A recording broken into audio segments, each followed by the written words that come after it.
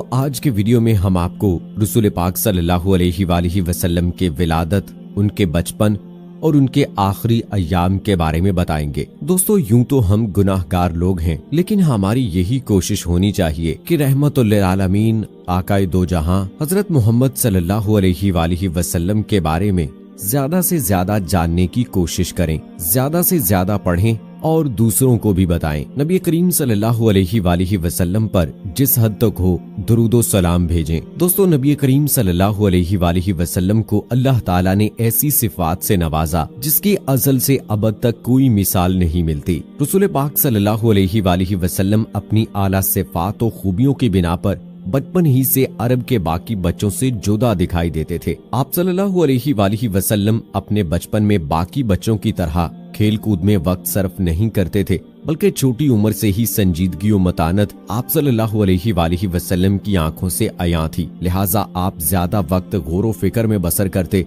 और कायनात के रमूज पर गौर फरमाया करते थे। आप सल्लल्लाहु अलैहि वसल्लम के वालिद का इंतकाल आपकी विलादत से पहले हो चुका था।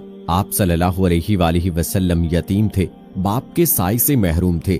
अब इस यतीमी का शऊर हो ही रहा था कि माँ भी दागे मुफारकत दे गईं। आप सल्लल्लाहु अलैहि वसल्लम की वालदा के इंतकाल के बाद दादा अब्दुल मुत्तलिब ने आपको सीने से लगाकर परवरिश करने का इरादा बांध लिया, मगर अल्लाह को कुछ और ही मंजूर था। आप सल्लल्लाहु अलैहि वसल्लम की अभी उम्र 8 साल ही थी कि दादा चल बसे। दादा का गम माँ बाप से भी ज्यादा था, क्योंकि आप सल्लल्लाहु अलैहि वसल्लम जिस उम्र में थे उसमें शऊर बेदार हो रहा था, जज्बातों एहसासात में वुस्अत आ रही थी, नवाजिशो प्यार को महसूस कर रहे थे। दादा की वफात पर दिल गम से चूर हो गया, आंखों से आंसू जारी थे। दादा की वफात के बाद आप सल्लल्लाहु अलैहि वसल्लम अपने चचा अबू तालिब की सरपरस्ती में आ गए। चचा अबू तालिब आपसे बेपनाह प्यार करते थे।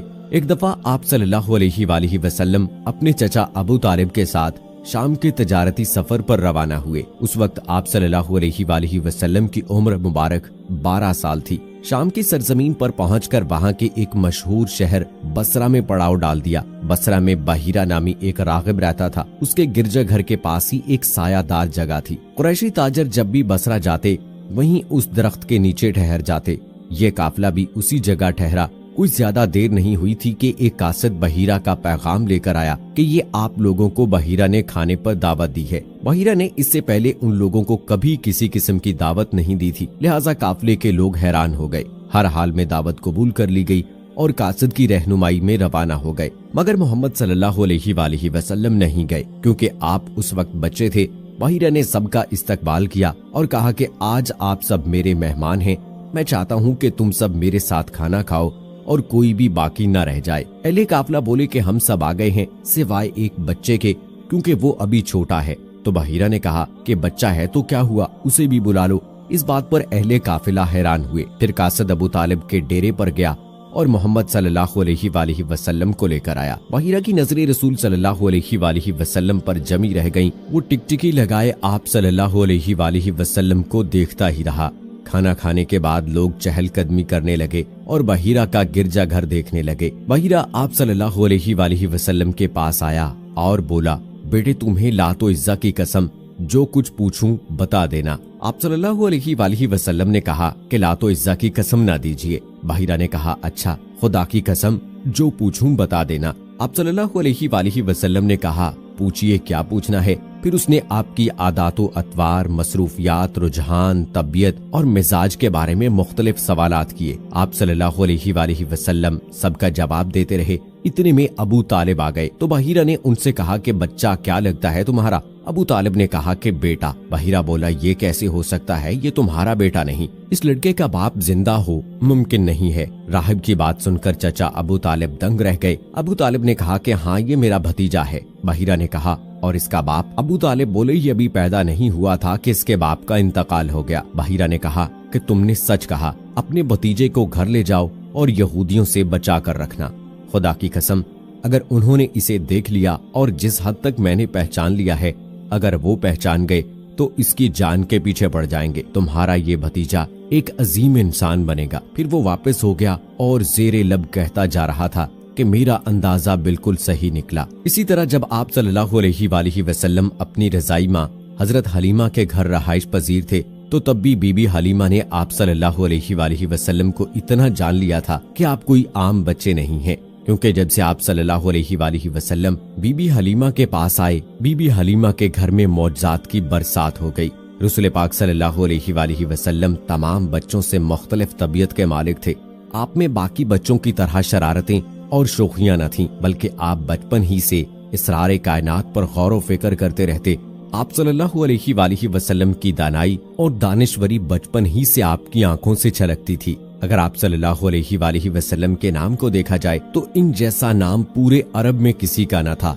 आप सल्लल्लाहु अलैहि वसल्लम के दादा का रखा ये 3 हरूफ पर मुश्तमिल नाम जो कोई भी सुनता हैरान हो जाता कि इससे पहले इतना खूबसूरत नाम किसी ने कभी नहीं सुना था। आज हम अपने बच्चों की तरबियत अगर रसूलुल्लाह सल्लल्लाहु अलैहि वसल्लम की शख्सियत को सामने रखकर करें तो यकीनन हमारे नौनिहाल एक बेहतरीन मुआशरा बनाने में कामयाब हो सकेंगे। उसवे रसूल सल्लल्लाहु अलैहि वसल्लम सिर्फ बड़ों के लिए ही नहीं बल्कि बच्चों के लिए भी नमूना है कि हमें उन जैसी आदात व अतवार अपनाकर तमाम बुराइयों से बचना है। हमारे रसूल पाक सल्लल्लाहु अलैहि वसल्लम का बचपन इस हालत में गुजरा कि उन दिनों हर तरफ बुराइयां फैली हुई थीं।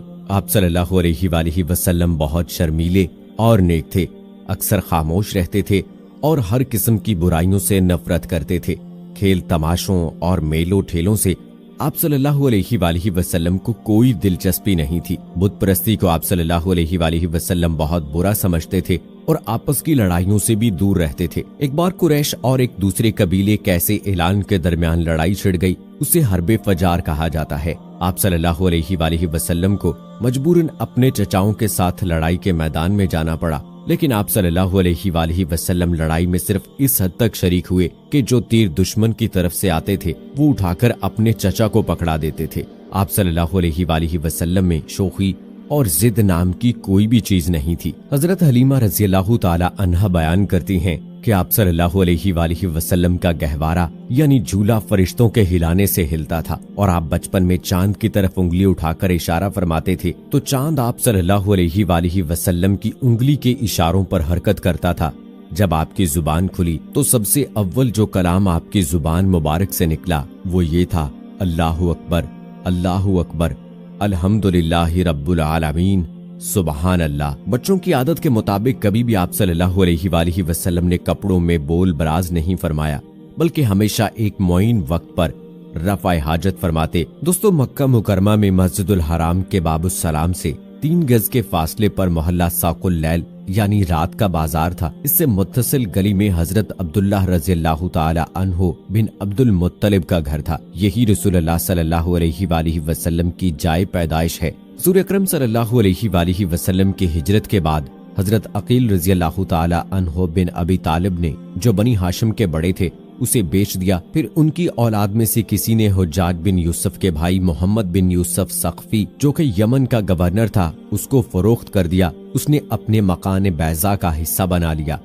220 हिजरी तक दारे यूसुफ कहलाता था। इसके बाद इस बारे में तारीख खामोश है। अब्बासिया दौर में हारून रशीद की वालदा 171 हिजरी में हज को आई तो ये मकान खरीद कर दारे यूसुफ से अलहदा कर दिया और मौलद नबी सल्लल्लाहु अलैहि वसल्लम को मस्जिद बना दिया। और दोस्तों, वीडियो के आखिर में आप सल्लल्लाहु अलैहि वसल्लम की रहलत की अगर बात करें तो वफात से 3 रोज पहले जबकि हुज़ूर अकरम सल्लल्लाहु अलैहि वसल्लम उम्मुल मोमिनीन हजरत मैमूना रज़ियल्लाहु ताला अन्हा के घर तशरीफ फरमा थे, इरशाद फरमाया कि मेरी बीवियों को जमा करो। तमाम अज़वाज मुताहरात जमा हो गईं तो हुज़ूर अकरम सल्लल्लाहु अलैहि वसल्लम ने दरियाफ्त फरमाया, क्या तुम सब मुझे इजाजत देती हो कि बीमारी के दिन मैं आयशा रज़ियल्लाहु ताला अन्हा के यहाँ गुजार लूं? सब ने कहा, ए रसूलल्लाह, आपको इजाजत है। फिर उठना चाहा लेकिन उठ ना पाए तो हजरत अली बिन अबी तालिब और हजरत फजल बिन अब्बास रज़ियल्लाहु ताला अन्हु आगे बढ़े और नबी करीम सल्लल्लाहु अलैहि वसल्लम को सहारे से उठाकर सैयदा मैमूना रज़ियल्लाहु ताला अन्हा के हुजरे से सैयदा आयशा रज़ियल्लाहु ताला अन्हा के हुजरे की तरफ ले जाने लगे। उस वक्त सहाबा कराम रिज़वानुल्लाह मजमाइन ने हुज़ूर अकरम सल्लल्लाहु अलैहि वसल्लम को इस बीमारी और कमजोरी के हाल में पहली बार देखा तो घबराकर एक दूसरे से पूछने लगे, रसूलुल्लाह सल्लल्लाहु अलैहि वसल्लम को क्या हुआ? चुनाचे सहाबा मस्जिद में जमा होना शुरू हो गए और मस्जिद शरीफ में एक रश हो गया। हजरत सल्लल्लाहु अलैहि वसल्लम का पसीना शिद्दत से बह रहा था। हजरत आयशा सिद्दीका रज़ियल्लाहु ताला अन्हा फरमाती हैं कि मैंने अपनी जिंदगी में किसी का इतना पसीना बहते नहीं देखा, और फरमाती हैं मैं रसूलुल्लाह सल्लल्लाहु अलैहि वसल्लम के दस्ते मुबारक को पकड़ती और उसको चेहरा अक़दस पर फेरती, क्योंकि नबी करीम सल्लल्लाहु अलैहि वसल्लम का हाथ मेरे हाथ से कहीं ज्यादा मोहतरम और पाकीज़ा था। मजीद फरमाती हैं कि हबीब खुदा सल्लल्लाहु अलैहि वसल्लम से बस यही विर्द सुनाई दे रहा था कि ला इलाहा इल्लल्लाह, बेशक मौत की भी अपनी सख्तियां हैं। इसी असना में मस्जिद के अंदर हजरत सल्लल्लाहु अलैहि वसल्लम की बीमारी के बारे में खौफ की वजह से लोगों का शोर बढ़ने लगा। आप सल्लल्लाहु अलैहि वसल्लम ने दरियाफ्त फरमाया, ये कैसी आवाजें हैं? अर्ज किया गया, ऐ अल्लाह के रसूल, ये लोग आपकी हालत से खौफजदा हैं। इरशाद फरमाया कि मुझे इनके पास ले चलो। फिर उठने का इरादा फरमाया, लेकिन उठ न सके तो आप सल्लल्लाहु अलैहि वसल्लम पर 7 मशकीज़े पानी के बहाए गए। तब कहीं जाकर कुछ अफाका हुआ तो सहारे से उठाकर मिंबर पर लाया गया। ये रसूलुल्लाह सल्लल्लाहु अलैहि वसल्लम का आखिरी खुतबा था और आखिरी कलमात थे। इस मौके पर सबसे ज्यादा ज़ब्त, बर्दाश्त और सब्र करने वाली शख्सियत सैयदना अबू बकर सिद्दीक रज़ियल्लाहु ताला अन्हो की थी। आप हुजरा नबवी में दाखिल हुए, रहमत दो आलम सल्लल्लाहु अलैहि वसल्लम के सीना मुबारक पर सर रखकर रो दिए। कह रहे थे, हाय मेरा प्यारा दोस्त, हाय मेरा मुखलिस साथी, हाय मेरा महबूब, हाय मेरा नबी। फिर हजरत सल्लल्लाहु अलैहि वसल्लम के माथे पर बोसा दिया और कहा, या रसूल अल्लाह, आप पाकीज़ा जिए और पाकीज़ा ही दुनिया से रुखसत हो गए। सैयदना अबू बकर रज़ियल्लाहु ताला अन्हो बाहर आए और खुतबा दिया, जो शख्स मोहम्मद सल्लल्लाहु अलैहि वसल्लम की इबादत करता है, सुन रखे, हजरत सल्लल्लाहु अलैहि वसल्लम का विसाल हो गया। और जो अल्लाह की इबादत करता है वो जान ले कि अल्लाह ताला शानहू की जात हमेशा जिंदगी वाली है, जिसे मौत नहीं। सैयदना उमर रज़ियल्लाहु ताला अन्हो के हाथ से तलवार गिर गई। उमर रज़ियल्लाहु ताला अन्हो फरमाते हैं, फिर मैं कोई तन्हाई की जगह तलाश करने लगा जहां अकेला बैठकर रोऊं। हजरत सल्लल्लाहु अलैहि वसल्लम की तदफीन कर दी गई। सैयदा फातिमा तो ज़हरा रज़ियल्लाहु ताला अन्हा फरमाती हैं, तुमने कैसे गवारा कर लिया कि नबी अलैहिस्सलातु वस्सलाम के चेहरे अनवर पर मट्टी डालो। फिर कहने लगी, हाय मेरे प्यारे बाबा जान के अपने रब के बुलावे पर चल दिए। हाय मेरे प्यारे बाबा जान के जन्नतुल फिरदौस में अपने ठिकाने को पहुंच गए। हाय मेरे प्यारे बाबा जान कि हम जिब्राइल को उनके आने की खबर देते हैं। ये हमारे प्यारे रसूलुल्लाह सल्लल्लाहु अलैहि वसल्लम के आखिरी अय्याम आपकी रहलत तक थे। आप अल्लाह ताला के फरमुदात यानी कुरान मजीद